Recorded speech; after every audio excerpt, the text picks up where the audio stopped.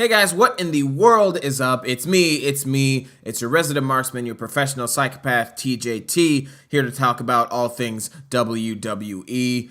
And right now, the only thing that's really worth talking about in the WWE, of course, everyone has been talking about it nonstop all week. They were speculating last week. It is, of course, the Superstar Shakeup, which is basically a watered down draft. It's basically a draft without the theatrics.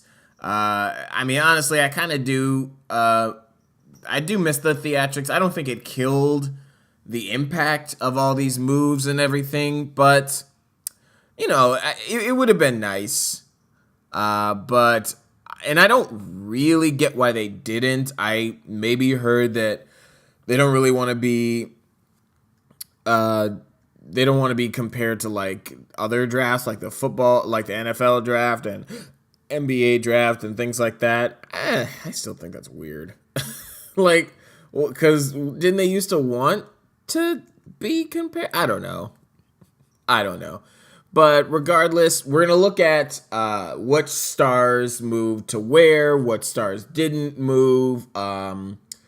Because you know this is basically gonna be the new landscape that we're gonna be living in for probably the next year. We may get a few debuts, we may get a few returns, as we saw at WrestleMania with the Hardys.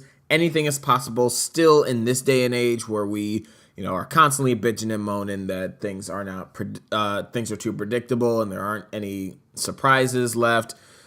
Things could still happen. So let's see. I'm gonna try and find just like a list of the people that moved. That's all I want. I just want a list of the people that moved. I don't want show recaps. Still looking for it here. Sorry about this. I meant to do this before I started recording, but then I got distracted by mic stuff. And by the way, if you hear, there's nothing to say. Nothing to see here. If you hear like jingling and stuff, that's my girlfriend's cats, the three cats, the Trinity. So that'll be what that is. Hopefully they all behave, and I want to go into discipline mode because I have a very loud voice, and I do not want to peek out my mic. It's also just really weird for you guys. It's like when you're at a friend's house and there we go, full list. It's like when you're at a friend's house and put that phone on silent and your friend starts getting yelled at by his parents and you're just like, ooh, what do I do now? Okay, so I guess this is only the Smackdown list, so maybe there's one with, because I do kind of want to start with Raw. Yeah, here we go. Okay. So here is a full comprehensive list of the people that moved from Smackdown Live to Monday Night Raw. That is Bray Wyatt, Alexa Bliss, Mickie James, Kurt Hawkins, Dean Ambrose, The Miz and Maurice, Apollo Crews, Kalisto, Heath Slater, and Rhino. And also, just, kind of swooped in under the radar, David Otunga from SmackDown Live's commentary team is also heading to Monday Night Raw. Now, I want to just talk about the wrestlers that moved before I talk about the implications and things like that, and my personal thoughts and all that stuff. I just want to talk about the wrestlers that got picked to move. Now, here's the list of people that made the jump from Monday Night Raw to SmackDown Live. We have the United States Champion Kevin Owens. We have Sami Zayn, Jinder Mahal, the Shining Stars, Charlotte, Sin Cara, Rusev, Lana, The New Day, and it's not listed here, but also I know Tamina is also now on SmackDown Live, and Byron Saxton from Monday Night Raw's commentary team. Now, when you look at it on paper, I think personally it's pretty even, but if I had to give the edge to one brand, I would actually say SmackDown Live looks to have gotten the better picks. Just looking at on paper, like who got who, I personally think that SmackDown Live got the better picks. But I'm interested to see how Monday Night Raw functions from now on, just because of how different their roster now looks. But yeah, just from like the picks alone, I think SmackDown Live got the better end of the deal. I will note right off the bat, it's interesting in that with Miz and Maurice, it was pretty much kind of like they're as one pick. You know, in Miz's picture, you see Maurice in the background. Rusev and Lana, though, I don't know. It looks like they may be thinking about splitting them up, which is odd, which is, you know, kind of weird timing and kind of out of nowhere. Because we definitely know they're married both in kayfabe and in real life. Just like how Miz and Maurice are, and now how soon to be, you know, Cena and Nikki Bella are. So it's just weird because they usually just keep them together then, or at least, you know, or at least they just don't acknowledge it. But now they're like, it looks like they're going to full on split them up because Lana's now doing this. I guess they really wanted to do the thing with Emelina. Now they're pawning that off onto Lana, which, I mean, admittedly, it's a better fit for her character than it was for Emma. But at the same time, why can't we keep her with Rusev while that's happening? I mean, you can't, WWE, I mean, it's 2017. You can have a, you know, husband, wife, you know, wrestler, valet, or manager duo where both of the characters wrestle and have something going on. I mean, for God's sakes, we used to do that in the Attitude Era. Like, you know, Lita definitely did stuff other than the Hardy Boys, and Stephanie McMahon had her own like women's champion stuff in the McMahon Helmsley era. Like, it's been done before. So I don't know. It just seems weird. Like, now that Lana is fully wrestling, they're gonna maybe split her up. But maybe this is just speculation on my part, because I just thought it was weird that they listed them as completely separate entities. Lana got her own promo, but maybe that's just hyping up that she's now a competitor, because Maurice is technically not a competitor. She's more of a manager. So I don't know. Maybe. Let's talk about the implications for this, because it's a little weird. Now, I will preface this by saying that I just moved to an apartment. Funds are pretty low, so we just got the bare minimums of what we needed, and a lot of donations from our families. So with that in mind, we only got internet, so I don't have cable. I used to have cable. I used to live tweet Monday Night Raw and SmackDown Live at Atomagazi on Twitter. Hashtag shameless. Plug is shameless. Unfortunately, for the time being, I can't do that anymore because, like I said, I don't have cable.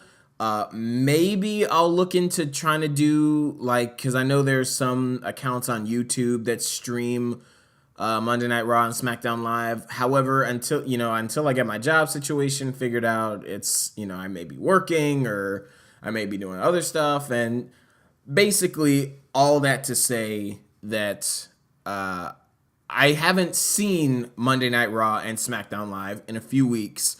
And more specifically, I haven't seen these two last Raw and SmackDown with the superstar shakeups in them. So maybe they've explained this and I just haven't heard. But for me, it's kind of weird how... So, okay, like for instance with Kevin Owens. Kevin Owens is the current U.S. champion, right? On SmackDown, they had a triple threat to determine the number one contender for his championship. But Chris Jericho is still fighting for the championship at Payback. But I think I heard them say that no matter who the U.S. champion is, they're coming to SmackDown. So then I thought, okay, so it's the winner is coming to SmackDown. But Kevin Owens has already been announced as a member of SmackDown Live. So is that a spoiler that they unintentionally kind of revealed? Because, or is Chris Jericho coming to SmackDown anyway, and it's just, it doesn't matter who wins, the US title is coming to SmackDown? And I don't know. For all we know, Chris Jericho is going back on tour with Fozzy, which I'm pretty sure he is. And they're going to write him off TV somehow, which, I mean, who better to do it against than Kevin Owens? All you need is a good beat down, a power bomb on the ring apron, and you're sidelined. Just like they did last time with the Festival of Friendship. But it is weird. It kind of throws all this like title match stuff into a weird limbo. And how do you still build the title matches if they're officially on different brands now? Like the whole Bray Wyatt Randy Orton match for the WWE title. I think I heard that he appeared on SmackDown, even though he is also on Raw. So are they just going to keep doing that? Or is Wyatt the only one that can do that? Is Kevin Owens also going to be back and forth from Raw to SmackDown? I guess, let me Google when Payback is. Because depending on, if it's like in the next week or two, I guess it doesn't really matter. Maybe they can just have the few people that are in kind of weird situations go back and forth for just a bit. So it's April 30th. Which a week from now, I'm recording this on Thursday, April 13th. So a week from now will be the 20th. And then the week after that will be the 27th. So it's 2 weeks from this Sunday. Which, okay, so that's just 2 weeks of having to kind of weirdly go back and forth if they do go down that route. So I guess that's not that weird. But as far as the picks, now let's kind of revert our attention back to the picks. I think the picks for both shows are good for different reasons. With Raw, you definitely got the sense that they're trying to address a lot of their issues. They're trying to patch a few holes, and more importantly, they're getting rid of people that were clearly floating around, or maybe they didn't have any long-term plans for them. And what I mean by that is, if we could just go back to, you know what, I'll make these in separate tabs, so I'll have them both open. Okay. So yeah, Raw sent over to SmackDown Sami Zayn, who was clearly floating. They sent over Jinder Mahal, which of course the Shining Stars, which they had nothing for them to do. Sin Cara. Which who could have been a jobber in the cruiserweight division, but I guess now they have Kalisto, so whatever. But the biggest ones, in my opinion, are Rusev and the New Day, because New Day clearly had nothing to do. I mean, I would have been interested in seeing their stuff with a revival, but it looks like either that's gonna climax at Payback, or they're just gonna shelve it entirely and have their revival move on to bigger and better things. I would have liked to have seen them kind of finish some stuff up on Raw and have a little bit more closure, but, it is what it is. Rusev, however, I mean, once he comes back from injury, he is going to be amazing on SmackDown. I think that's a great change, and it's also, I mean, make the best of a bad situation. He is injured right now, so he's going to come back from his injury, and he can go back to being the monster that we know he can be, and where he's the best at being. Even if he's as a face, because this is a good time to turn him. If you're gonna turn him, is when he comes back from injury, and I think that they definitely should, because people love Rusev. He's very talented. He's talented in the ring. He's talented on the microphone. He's got a lot of personality and charisma when they allow him to show it. He's just a cool dude. He's got a nice look. Like, he's, I'm a big proponent of, Seth Rollins is great. Finn Balor is great. Shinsuke is great. But they all kind of have similar builds. Like AJ Styles and all of them, they have similar builds. I like when we have a little bit of a difference. Like with someone like Kevin Owens or with someone like Rusev, who, even if they're not in like the monster heel or the brutal heel role, like, it's just nice to see a little bit of a variation, you know? So I think Rusev is great for that. Now, in terms of what Raw gained, I think the addition of Alexa Bliss is really great. The addition of a veteran in Mickie James, because when you think about the women that were on Raw before, they were all relatively new. Emma was probably the closest they had to like a quote unquote veteran. But even then, they all came from around the same time spent in NXT. They were all kind of together in NXT. Mickie James brings a little bit more of a veteran attitude in there, which I think she could kind of do something similar to what the Brian Kendrick did for the Cruiserweights and just add that nice veteran heel dynamic. But we also got to watch out because right now Alexa is a heel, Mickey's a heel, Nia's a heel, and Emma is a heel. So that's 4 compared to Sasha, Bailey, and Dana. Okay, I guess that's not too bad. I think SmackDown's a little bit worse. There's a little bit more lopsided on SmackDown because we have Natty, we have now Charlotte. I guess if they're not gonna turn her, which I think they maybe should start working on a slow burn face turn because she's just so good. She's too good. We're going to start cheering her eventually. But for now, we have Natty, Charlotte, Carmella, and I think there's one more. I can't remember who's on. Well, I mean, yeah, probably then Lana, too, now that she's over there. And Tamina, 5 against Naomi, Becky, and I don't know, I'm assuming Nikki, if she ever comes back, or did she retire, or I don't know. But 2, maybe 3 faces, so it's a little crowded over there. They should probably turn Charlotte for that reason also. But going back to Raw, their additions, as well as Mickie James and Alexa Bliss, they also got Dean Ambrose bringing over a brand new title. Nice little shake up there.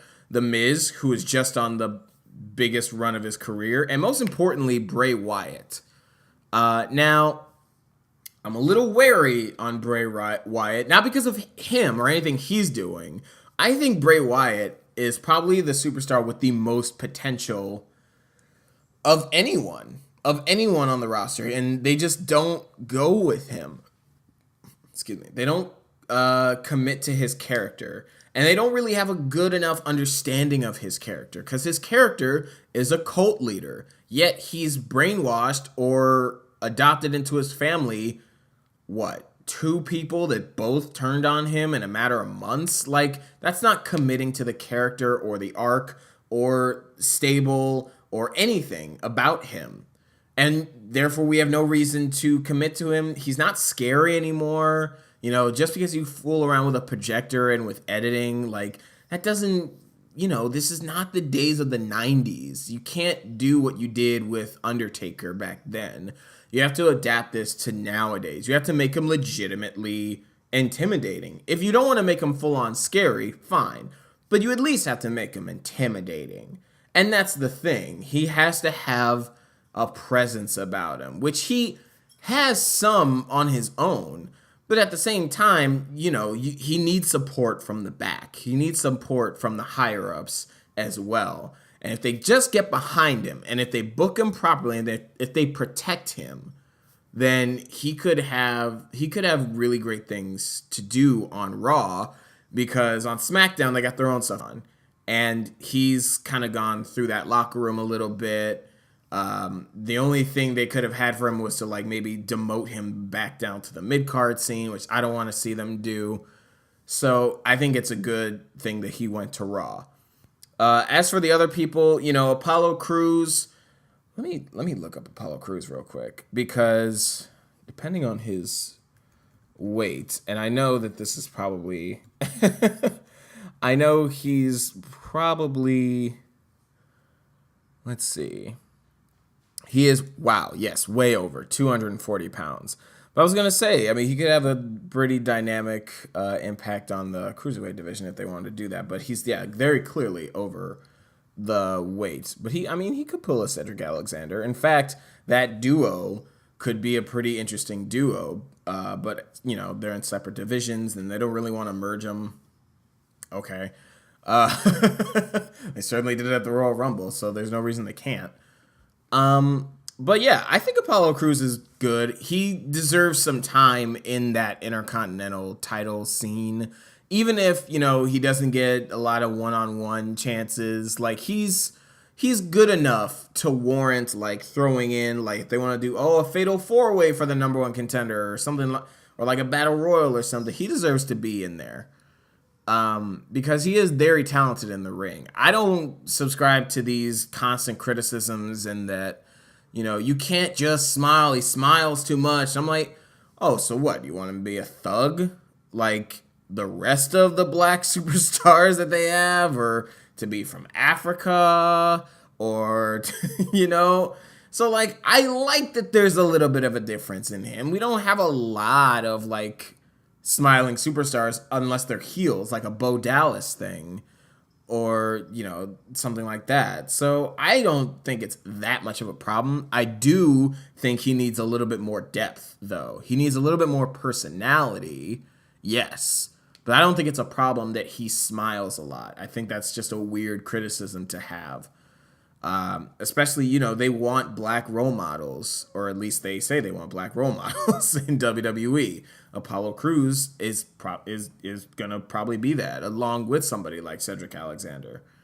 But anyway, you also have Kalisto, who's basically probably gonna be in the cruiserweight division, probably just swapping him out for Sin Cara to add some freshness. And they need jobbers. Speaking of jobbers, Heath Slater and Rhino, they're probably going to be jobbers. I don't know. The Raw tag team scene, like, the one thing I could say is they might be replacing Cesaro and Sheamus, which they should. I don't know. Maybe I'm in the minority on this one, but I feel like that arc has run its course. The whole Cesaro and Sheamus thing, I don't really think they have a lot of steam left in them. They're still a little bit weird of a duo, and not in a good way. Like, they didn't really capitalize it. There isn't a lot of, like, memorable moments or comedy moments or anything like that, like with the Rock and Sock Connection or any of those kind of teams. I don't know. I mean, they have good chemistry, fine, but, they also have good chemistry as opponents.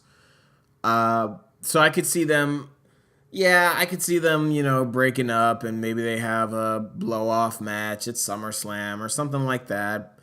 I mean, I would also like for them to just split up and not have to fight. Because how often do we see that? Just teams just kind of like amicably splitting. That could be new. It would save us from watching another Sheamus and Cesaro match after we got many of them last year. So that's Raw. The one last thing I worry about is how they book The Miz. He's coming off one of the hottest years of his career. Let's kind of protect The Miz a little bit. He doesn't have to hold any titles again. He doesn't have to go back with the Intercontinental title again, unless he wants to, and then fine. But just don't have him jobbing. Like, that's the only thing I ask. Keep his character. Keep him hot. Give him some good feuds. Maybe have him feud with Bray Wyatt. I don't know, because that could be interesting. It's something that, weirdly, we didn't really see on Smackdown Live, and now they're both on Raw, so who knows. But let's shift gears now to Smackdown Live. And Smackdown Live got people that we all kind of knew or really wanted to go to SmackDown. Like, I personally really wanted Rusev to go to SmackDown. A lot of people speculated that the New Day were jumping ship.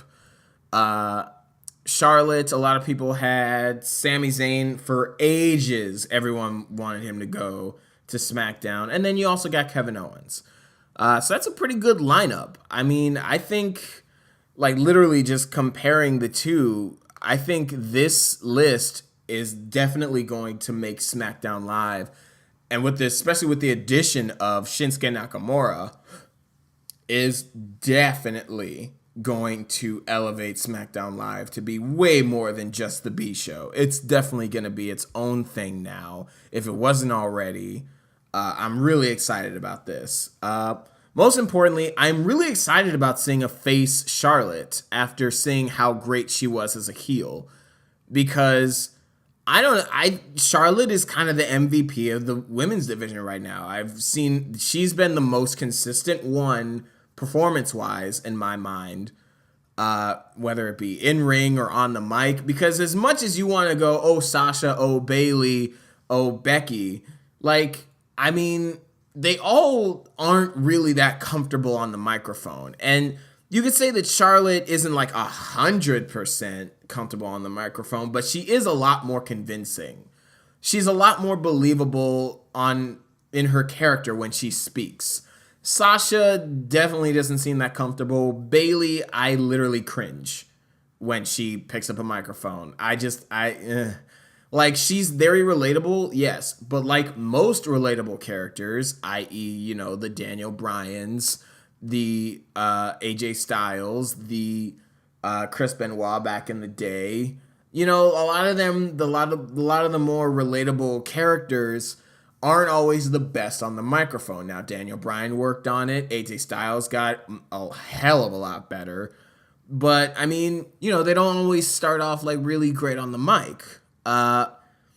So that is a legit criticism with Bayley. And that's why I was wondering why they put the belt on her so quickly. Not only did they kind of ruin a WrestleMania moment for her, but, this is now your spokesperson, your role model for like Raw. And I get that they want Bayley to be that, but also she's not really the best talker. So it's like, I don't know.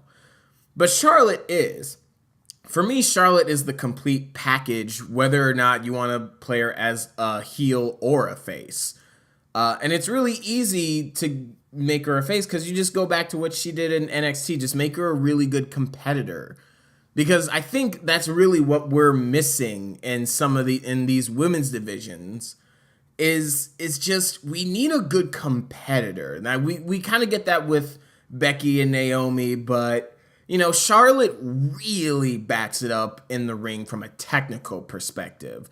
Naomi has the attitude, and Becky has at least a good resume. And I know that Becky can have a good match, but I've yet to see a really good kind of 5-star women's match from Becky on SmackDown Live. I mean, that's just kind of how it is. Meanwhile, Charlotte has had 5-star matches against Sasha kind of a few times now, even if it's just the ones on Raw, maybe not really the ones on pay-per-view. I mean, Charlotte versus Becky is great. Charlotte versus Naomi has a really unique perspective and dynamic. Maybe if they're gonna keep her as a heel for now, it could have maybe shades of Triple H versus Booker T, which, I mean, that played out how it played out. But, I mean, they could do it a little bit better this time around. And I trust Charlotte. Now, do I think Naomi is a good choice for women's champion this time around? Yeah, she's fine.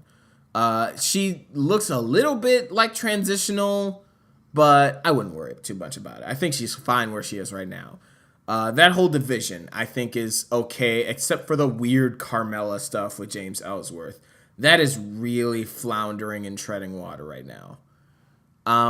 As for Kevin Owens being the U.S. title, it's just a matter of time before it's back to Kevin Owens and Sami Zayn. They have to. And you know what? I don't mind. I really don't mind. I would also love to see the New Day versus American Alpha, or the New Day versus the Usos. Talk about a clash of styles. Oh my God.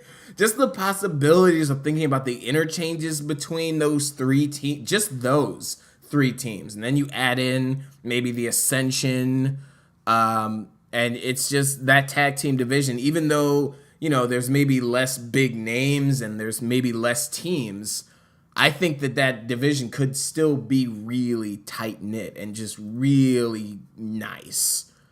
Rusev is, like I said, is a great addition, and a shining stars. Although they look to be kind of elevating them to not be jobbers anymore, which, like I said, just contributes to the whole. I think this Smackdown Live tag team division stands a chance to be really, really good going forward.